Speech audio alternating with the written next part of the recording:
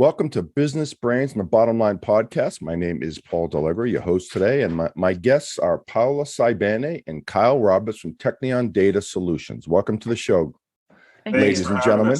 Yeah. Well, Thank you so much for having us.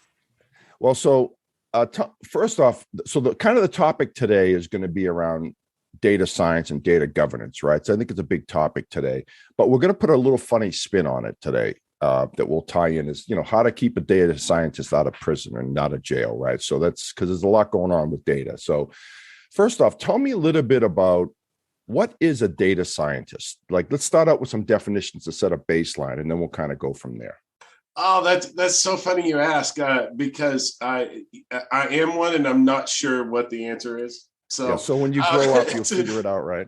Yeah, so it's kind of a joke because I think we run the gambit from the pure statistician who received their PhD in theoretical stats and has gone on to develop new formulas and things like that to almost an average business intelligence type person who is really, really, really good at Excel.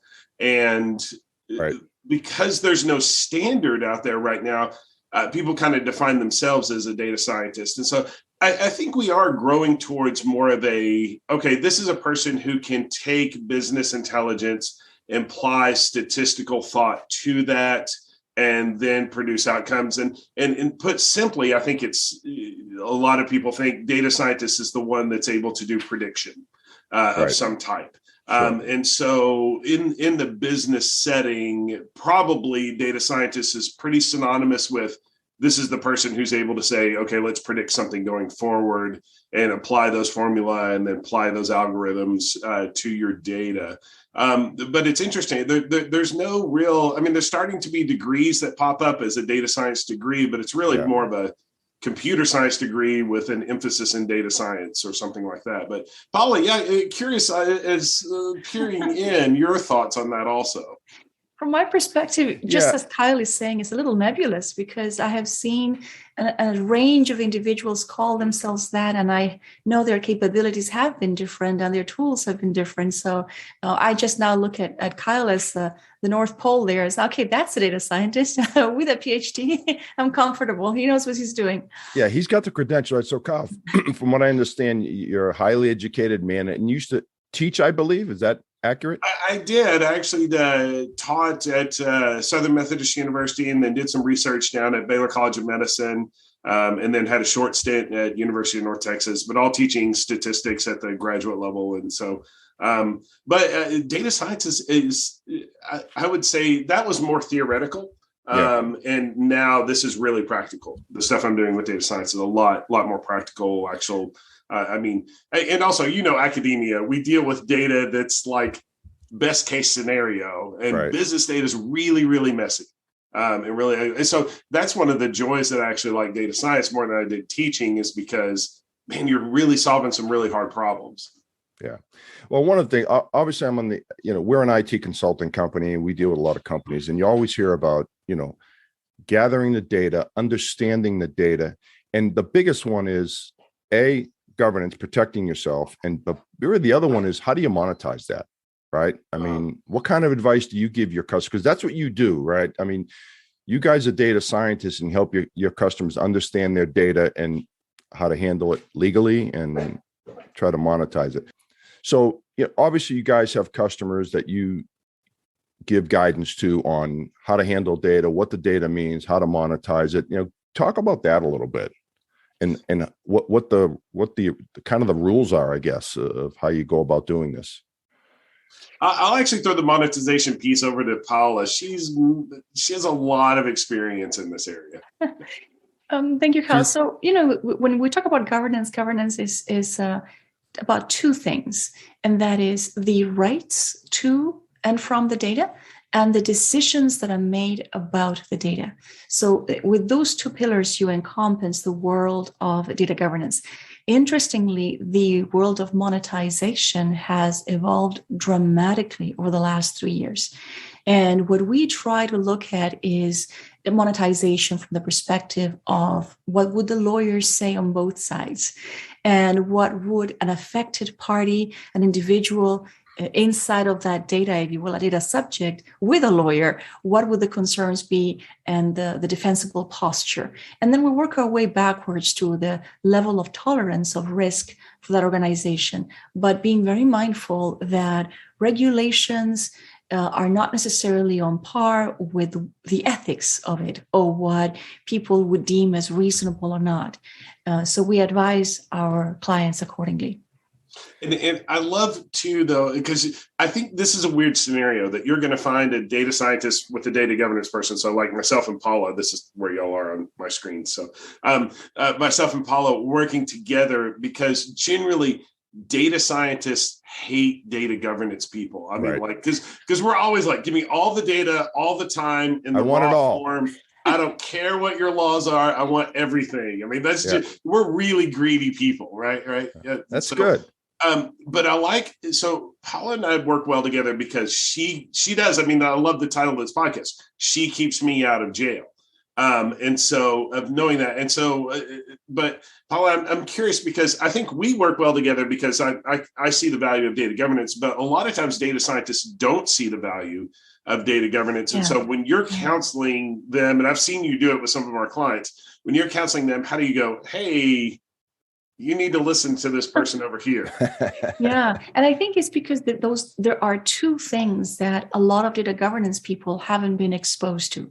Number one, they don't know what it's like to have to bear the burden of innovation and pushing forward and bringing in more revenue the way the C-suite might have to. That's right. Or whether it's the marketing person or the data officer or the CEO of the board.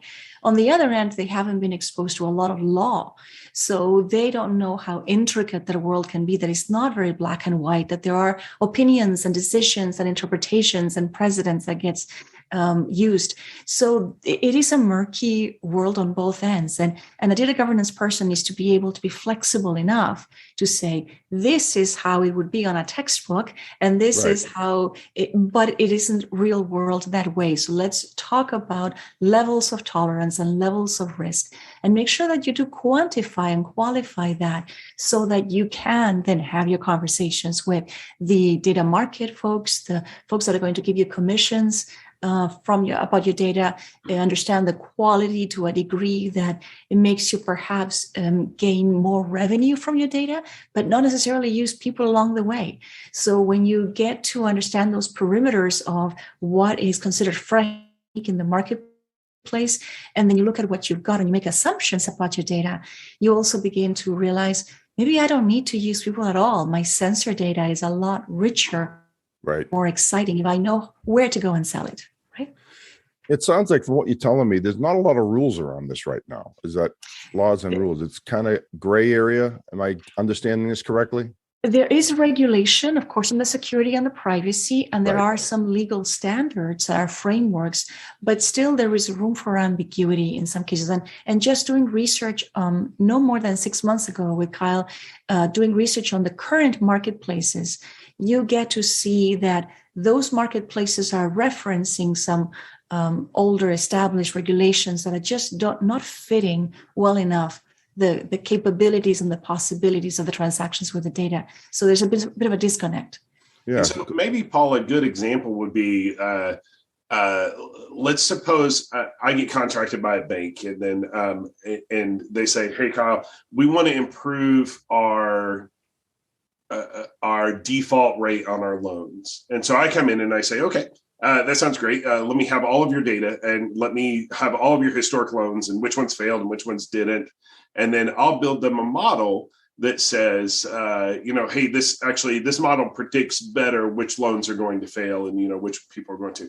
And then I send the model over to Paola. And then Paola looks up and she goes, "Kyle, you're using all kinds of variables that you can't use." So Paola, maybe what's some examples of variables that I can't use when determining whether or not to gender specific or demographic or things of that nature that, depending on the situation, might really put you out of the realm of what you should be doing, so that you don't taint that outcome. And in the industry, right, specific to the industry, just the sampling itself and the algorithms that will be looking at the types of fields, the semantic behind those tables and those columns is very important.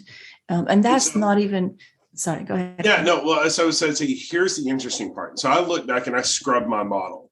And then I say, all right, let's take out ethnicity, let's take out gender, let's take out these things from our model. And so I scrub those things out. But then let's suppose I'm a really good statistician. I use all of this other information that I have about the people and what no one else could know except me probably is that the other information I use is actually a really good proxy for ethnicity, right? So I'm not actually measuring their ethnicity per se, but I'm measuring these other variables that actually are a good proxy for that. And so I'm like, there's 95% overlap between these four other variables and their ethnicity. Got it. Okay. So now if I've got a good relationship with Paola, then I'm going to keep myself out of jail because she will be able to come back and go, Kyle, I know you use these other ones and it did really improve your model, but now we need to look back at and see, okay, do these things overlap? And let's keep ourselves out of jail on that, because even though I didn't use ethnicity per se, I used stuff that approximates ethnicity, and now I'm going to jail, right? Or I'm going to get the bank in a load of trouble, right? So, yeah. And one of the great things that one of the regulations really enhanced for all of us 4 years ago now, the GDPR, when it came out, it taught people about the indirect means of getting to personal data. And in the past, we had always worked with direct means. Of course, this regulation was just the next generation of the 95 that they had before. But that indirect concept, at least in the US, was fairly new for a lot of people. And now we're moving on to contextual privacy. So a layer removed from indirect, and that is fascinating how much, just as Kyle is saying, with all of these data sets surrounding the data, you can get very close to who is who in that data set. Yeah, it's funny. You kind of just got me thinking about this. In this world we live in right now, with you can't, hire someone based on sex or ethnicity or whatever. So you got to be very careful when you handle people's data, I'm assuming, right? Yeah, makes sense. So we're kind of touching on it too. So why is it important for a data scientist to understand digital ethics, right? You're kind of touching on that a little bit, Kyle, but like you said, you're a greedy guy, you want all the data, but why is that important? I think the first thing is that data scientists led the charge and didn't know that they were doing it. I think is that every time something new comes out in terms of, okay, I can have this piece of data, or I can have this piece, there's just this excitement. I mean, I'm just bubbling over with, more data, because more data always helps. And in most statistical terms, I know this is kind of weird to think about. Let's suppose I'm predicting this one thing here. If I add more data, I can only help the prediction. I can't hurt it in most statistical models. There's a couple where you can hurt it. But in most, and so anytime I add more data, it doesn't matter if I'm throwing more data in. I'm only going to help being able to predict this. I'm never going to actually hurt it for the most part. I know there's some exceptions on that. Okay, and so the ethical part though then comes in that maybe I never had the right to that data originally. And so I love that there's a really great book called The Immortal Life of Henrietta Lacks that really first, I think that may have been the first catalyst that's got people thinking about, okay, who actually owns this data? And in that case, it was who actually owns themselves. And so this woman named Henrietta Lacks was actually, her cells were being used because they could reproduce in a certain way. And she had long been gone, but then all these companies are making millions and millions and millions of dollars off reproducing her cells, and her family didn't receive any compensation from that. Wow. And it's a really good read, really. And if you're when I was in academia, we had to work with this area that kind of polices how we're using data. And so that was one of the must reads in that. I think we're finding a new Henrietta Lacks in all of these repositories that exist for people. And so, I mean, even to like, my smartwatch right now. Okay, so that's collecting medical data about myself. But who gets this and who should be able to get this? And I mean, those are the types of questions that we have to start asking. And then even too, I mean, data science of the decisions of, if you even think about how far it goes down to with self-driving cars. I mean, let's suppose it has to make a decision between 3 different places to have an accident because it's unavoidable. Well, we have ethics around what is the decision process to actually make that. Right. The data science is the one that's going to control that. It says, okay, go hit the child because this is a big crowd, and then this one would actually cause more accidents on the freeway. Oh, boy. I mean, it's really tough one. We have to start thinking about these things. Yeah. You touched on something I think about a lot. Every day we're giving our data to somebody. Like you said, I have a smartwatch too, right? So someone's collecting that data. And even say something like a password program, like I use LastPass. Mm-hmm. I wonder how safe that is and who's got that data, right? Someone's got it. LastPass has it. Yeah. Right. And you wonder who's getting this data and what they're doing with it, I guess is my question, Right. And I think it's probably going to, I hate like regulation boards and things like that, but this is one of those areas that you're like, we need somebody to police this, and then we need somebody to police the police.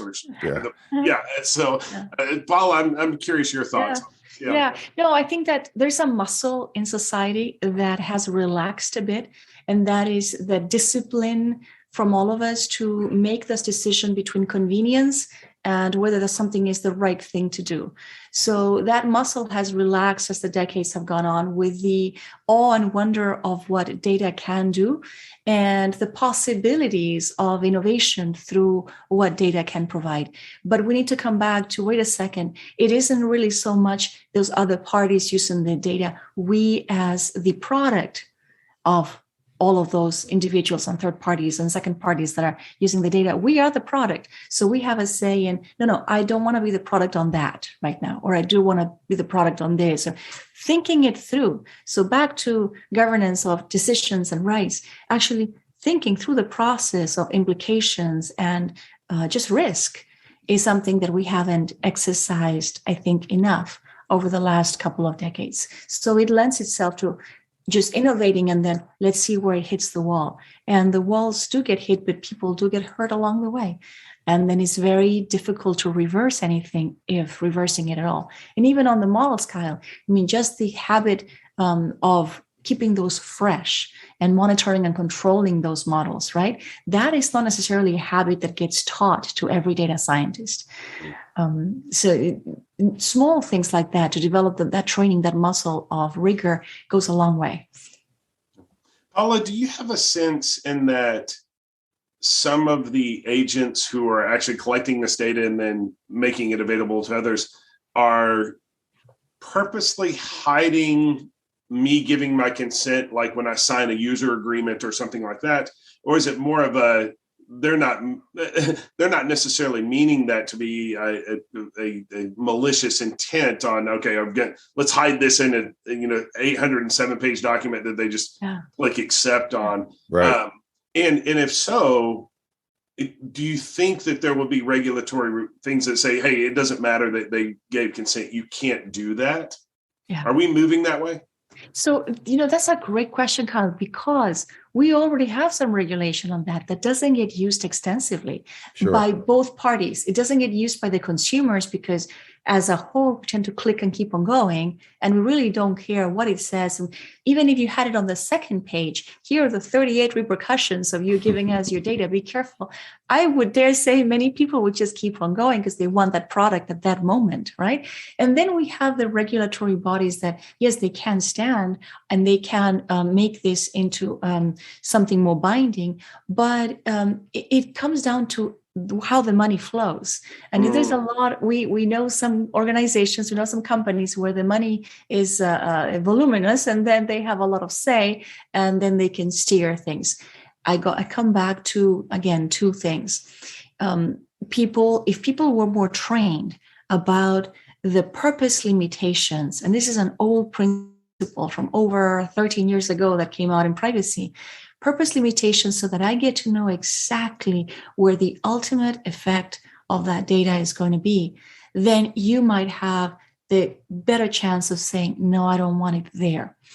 But we have educated everyone to say, this is just for tomorrow. We're going to use it for this purpose. And then don't worry about the 100 other purposes that are going to come 10 years from now, because the data then will remain there.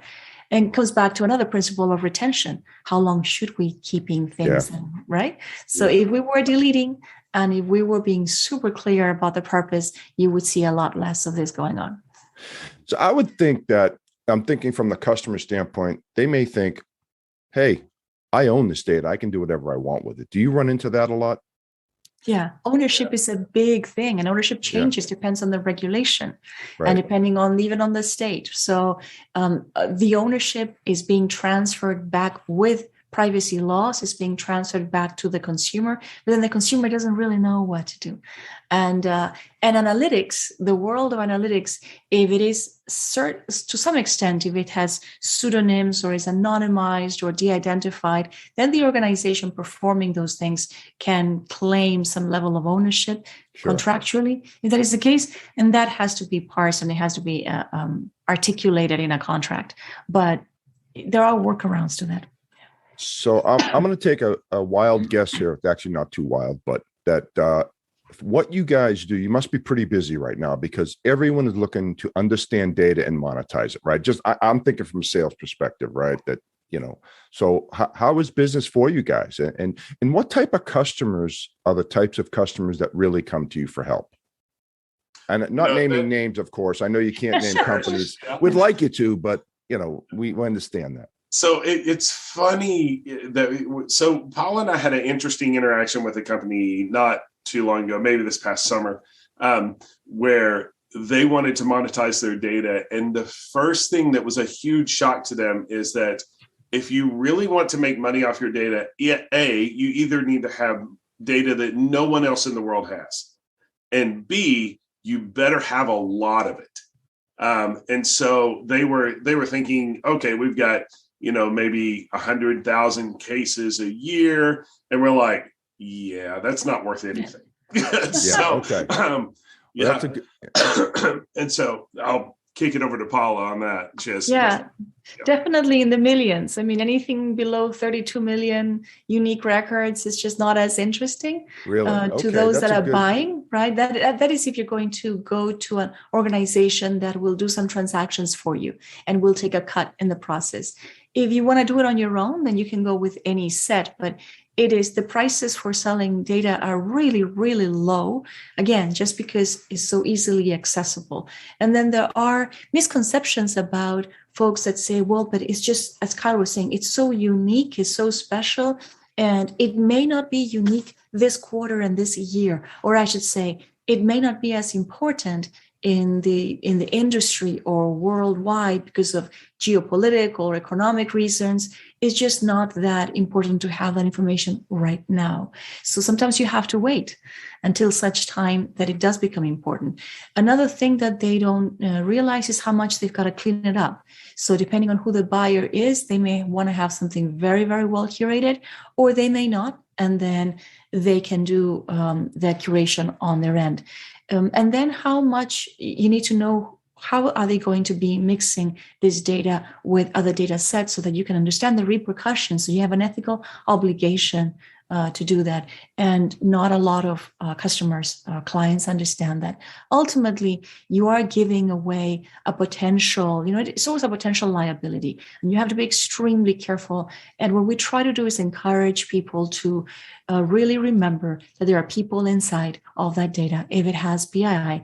And that how would it be, if mom or grandma or your child is in that data set, and how would you like to see that treated along the way as it gets consumed? Paul, sometimes people will come to us and will say things like, hey, I know what color socks people pick out every morning. They're like, that is unique, not helpful, right? Not monetizable. And so there's sometimes that we think, okay, we've got this unique piece of data and ergo that's worth a lot of money or something like that. And it may be and it may not be. But let's suppose, for example, that someone was able to say, hey, I'm able to search all the bank accounts throughout the US, and I'm able to see which bank accounts are a savings account that is labeled for new car. Like, I mean, if you knew that, that's worth a ton of money. Yeah, because then you could target those people, correct? Yes. So now you can target those people. And so that is, again, just because you're unique doesn't mean you're helpful. I mean, that's the old adage of a spoon that's made out of Jello. You know, just because you're unique doesn't mean you're useful. Right. And so we need to, sometimes you have to temper that, because we will have conversations that are like, I've got this unique data set. That's great. It doesn't predict anything, right? Yeah. You know, so it's not good for anything. Yeah. Everyone thinks they have a unique data set, right? Yeah. I would think. So, you know, obviously when you meet with a customer the first time, I mean, you guys, sounds like you guys been doing this for a while and you're pretty busy. You must have a methodology that you approach this data, correct? I mean, it's just not like, you know, putting your thumb up in the air and guessing at it, right? Without giving out industry secrets, I know you guys probably have your own. What type of methodologies do you employ when you meet with a customer the first time, and what guidance do you give them? When it comes to monetization specifically, for us, I think the most important thing is to start looking at that legal perimeter. So understand very much per industry, per regulation, per comfort level of the legal counsel, and also engage their risk management folks. I know that may sound like overkill, especially for those that want to move fast, but boy, it's really an accelerator in the end, because once you get their understanding and their buying and their concerns shared and mitigated, then you can move faster. Yeah. Well, again, remember the purpose of the show is trying to keep data scientists out of prison, right? That's right. We don't want Kyle to go to prison. That's No. a goal today. No. And honestly, that's where the data scientist has to be humble and go, Paola, I need your help and due diligence here before I start doing anything. Because the worst thing that we could do is that I come in and while Paola's working her end, I just start taking the data and start building models and go, man, I've got this fantastic model, but Paola said we can't use it. You know, I mean, that would be horrible. We would never do that to a client. But Paola's piece and that data governance piece is way more important on the front end of trying to figure out, okay, here's what you can do with it. Here's legally, here's ethically what we can do with this. And then also too, is it even useful? Is it worth it? And then, so we're going to get all those steps out of the way before we start actually building anything. Yeah, that's a good point, because, you know, Paul, I would think that setting the expectation with the customer initially has got to be key, right? Yes. Because when they call a company like yours in, they have their expectations in their mind of how they're going to use you guys, and sometimes you have to redirect, I would assume. Yes, and we need to stay also very very aware of how the trends and the marketplace changes from month to month. So we brought to a client some information that was just about 6 months old. And there were certain numbers that at least I had in my mind that would have been viable 6 months before. And when I went digging and having conversations with potential buyers, I realized, this has changed dramatically. And it's important to keep that perspective very, very clear. Very nice. Got another question for you. So when it comes to artificial intelligence, right, that's a big one. That's a buzzword today. That's all you hear that from everybody. What are some of the liability categories in that arena, in that area? That's a great question. So we did, Paula and I were joking about this one day. And so we actually did a little video blog on it that we were talking, I was going, Paula, artificial intelligence is neither. And so we just started laughing about that. But then we're like, people need to be educated about this. Artificial intelligence is not just, something that's completely artificial. And because it's in the sense that the cloud is just someone else's computer. Artificial intelligence is just someone else's software algorithm. Right. Yep. And so that's all it is. So it's not artificial because somebody actually made it. And it's not intelligent because it doesn't actually really think on its own. It works inside of parameters. But the struggle that you'll have with artificial intelligence is generally you set these systems on top of your entire data. And what the AI system does is it finds really good relationships and it just mines through all of your data to do this. Well, if there are two concerns. One is that if you don't put good controls on your data, you may be ethically putting in data that should not be there, right? Right. Okay. The second thing is that just because the data, your AI system finds a good model, that model may be kind of a spurious model, meaning that it's really not reproducible.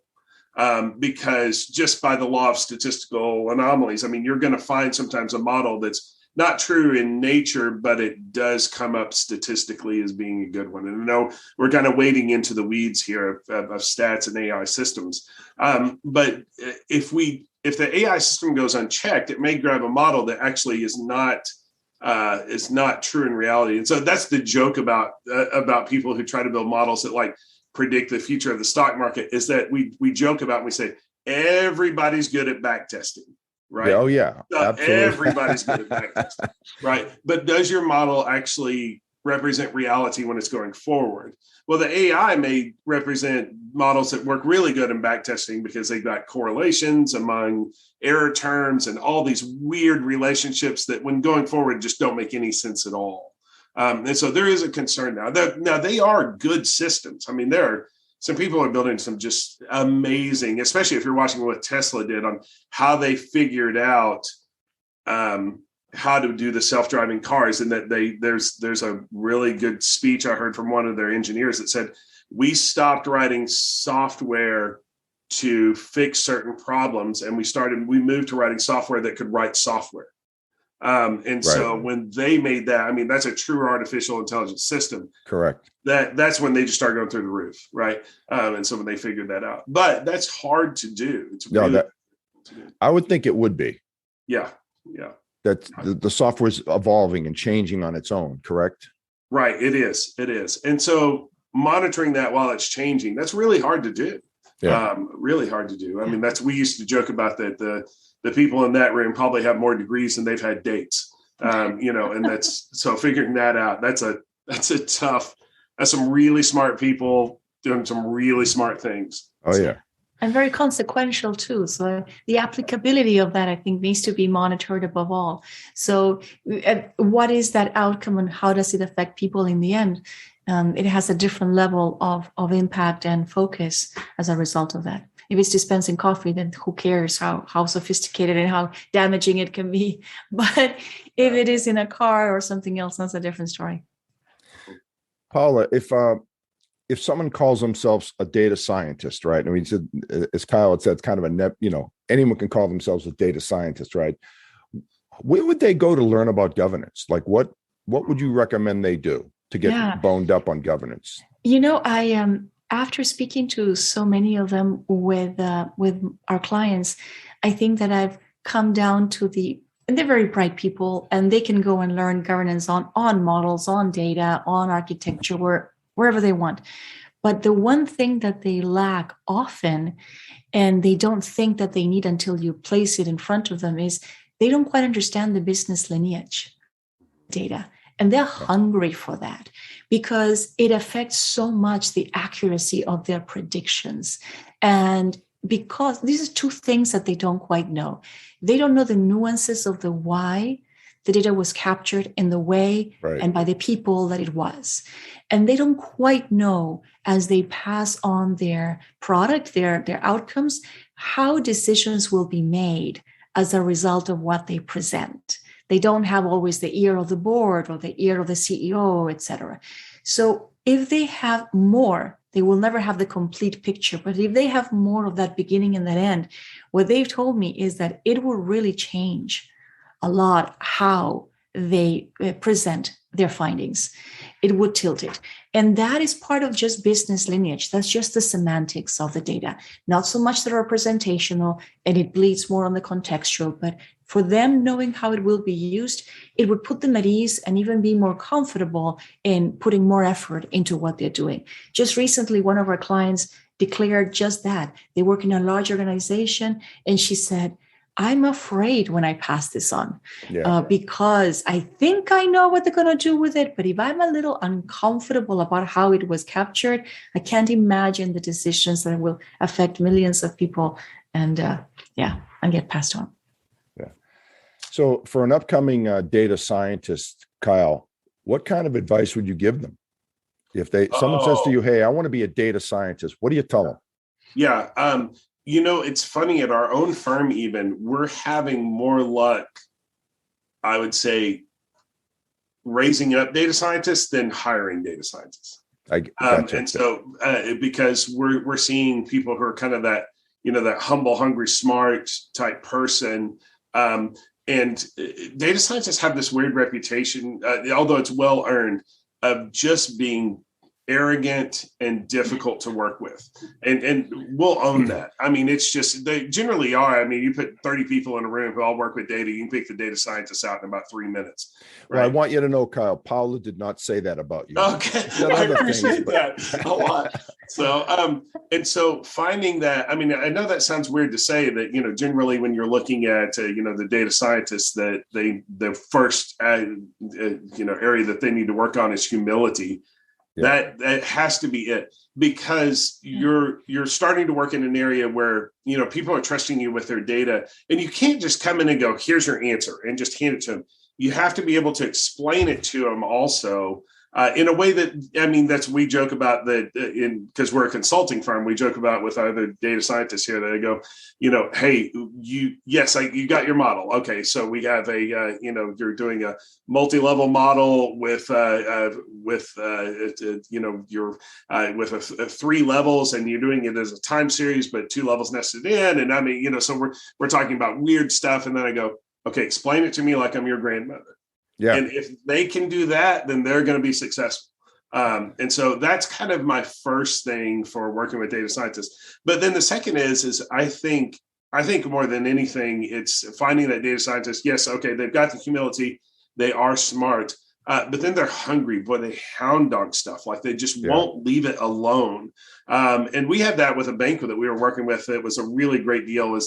I had that little tick in the back of my head. I'm like, something's wrong here. Like, something's wrong.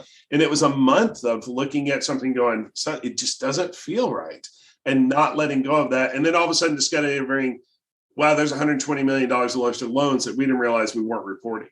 Wow. Right. And that's huge, so that type of thing also. I think there are starting to be some good degree programs. So, like, if you do want to go into that, we've had equal success with statistician, mathematicians, computer science people. And then we just hired someone who had, Paola, help me out, degree in gravitational wave theory. Is master. He is amazing. Everyone has one of those, right? Right. Yeah, but he's got those things that the data scientist needs. Humble, hungry, smart, just won't leave it alone. Can talk to normal people. What we don't want is the data scientists that we like to put them in a room and cut a hole in the door and feed them data through that, and not let them interact. There you go. I mean, that's just not. Yeah, with the lights off too. Right. That's right. That's right. Right. In dark mode on our computer. Well, actually, Kyle, it actually led to my next question: was what type of educational background lends itself to a good data science? You kind of touched on that a little bit, but what are your thoughts on that? Yeah, I do like, so it's interesting. If we were doing this 10 years ago, I would say, boy, they have to have really good math and really good stats background. I think we've moved past that stage. Unless you're developing new software, that's not needed anymore, because we have really good packages now that, as long as they understand the difference between linear regression and logistic regression or decision tree, like, they just understand those conceptually, they really don't have to work out the math part of it anymore. The software will do that. Right. And so 10 years ago, we were like really good at math, really has to understand stats, maybe some Bayesian stuff inside there for the weird stuff, especially if we're working on odd populations. That's just not needed anymore. And so it's the person that can apply all those things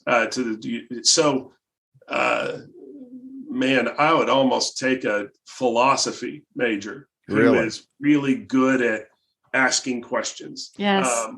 Thank you. Yes. I'm a former philosophy major. Yes. Yeah. No, absolutely. Paola, I can appreciate that. Yeah, Paula's, I mean, Paula fits perfect, even though she's in data governance, because she asks really good questions and then she knows how to get the answers. And that's the thing you're looking for in a data scientist. I think those degrees are starting to pop up.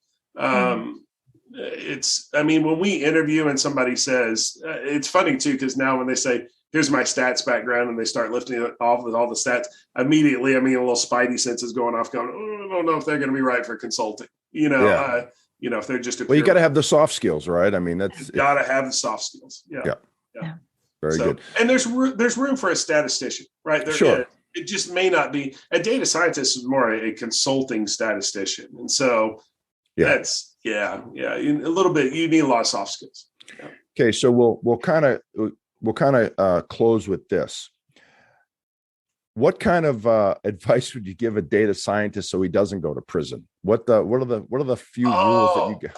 Yeah, find Paola and latch onto her and go, don't let go. Keep me out of prison.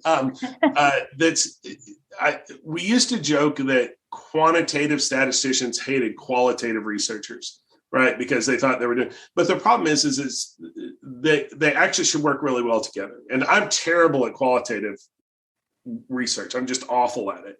But I used to always find people who are good with it, and then I worked with them, because you ask different questions, you get different answers, right? Right. I'm not great at data governance. I'm just the stuff that Paola builds, and I'm like, I could never build that, and nor do I want to. I want to be with the numbers and things. Yeah, and that's the latching onto. And I think data scientists generally hate data governance. Man, you've got to love data governance. You just have to shift your mindset on that. You have to love it, because they're going to protect you, and they're going to protect whoever you're working for, right? And keep both of you out of jail. Yeah. And I don't go in and go, Paula, you can't put these parameters on me. I walk in and I go, Paula, show me my lane. Where can I work? Yeah. Show me my lane. You guys have to play off each other, right? She's 100%. Learned about the governance piece. You're about this. So you guys make a good team, it sounds like, Paola. Yes. I really enjoy listening to Kyle and just understanding how far things can go and how far he can take it with the possibilities, and just simply pointing out, in the realm of whether it's compliance or legal or governance or risk, just let's be careful or let's be mindful, and then have it be a business decision of how the client should engage. The FTC has some clear rules for data scientists as well. And not many data scientists know about that. And they're just openly saying, be careful. These are the 17 things that we want you to do. We want you to prove it if we come knocking at your door. And they're not difficult things to accomplish. But we don't want them knocking on my door with handcuffs. Hey, by the way, I do have a math degree, just so you guys know. Oh, that's awesome. Yeah. And so it's funny, for math majors, you had to take, I think they called it probability theory. It was the higher level of statistic. The people that needed a math class took stats or something, right? Which is the kind of the ABCs of stats. So I don't know if I would have made a good data scientist, though. You made a great data scientist. I'd be in jail. Come on over. No, we have cookies. I'd break every rule. I know. So, I'm Italian, so I kind of want to be taking some money on the side. So someone would offer me money, I'd just give them the data. That's all. That's probably why I'm not a data scientist, because I'd be in jail right now.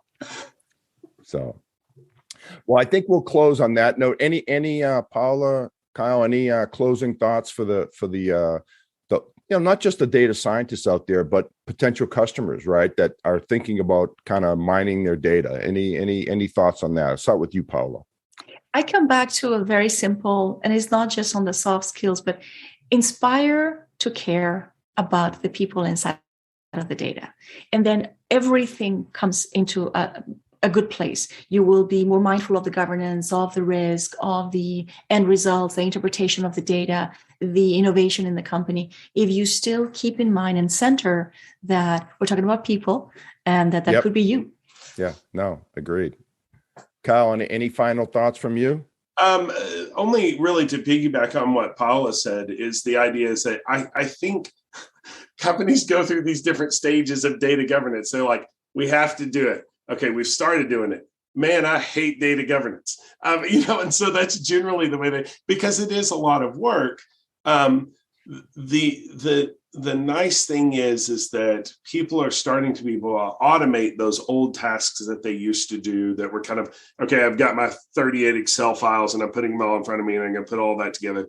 As they start to automate that, that gives them more time to work on data governance. And I think that this analogy probably works. Doing those Excel tasks and things like that is working in your business. Doing data governance is working on your business. Right. And I think that as we see companies that are mature in data governance, they're like, oh, you really understand the value of what this is going to bring to your company. And this is actually, even though you think it's more work, it's generating more revenue for you because you're doing it well. That's right. And so data governance is working on your business, right? Yep. Companies that are doing this, we're seeing they're taking off. Yeah.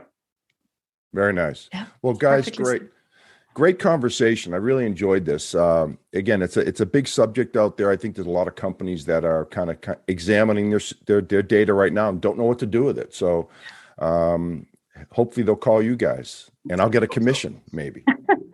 I'm looking for my cut too, by the way, So, well, hey guys, Kyle, thanks for being on the show. Paola, thanks for being on the show. Really enjoyed it. And that's a wrap for Business Brains and the Bottom Line. Until next time. Thank you so much. Thank you.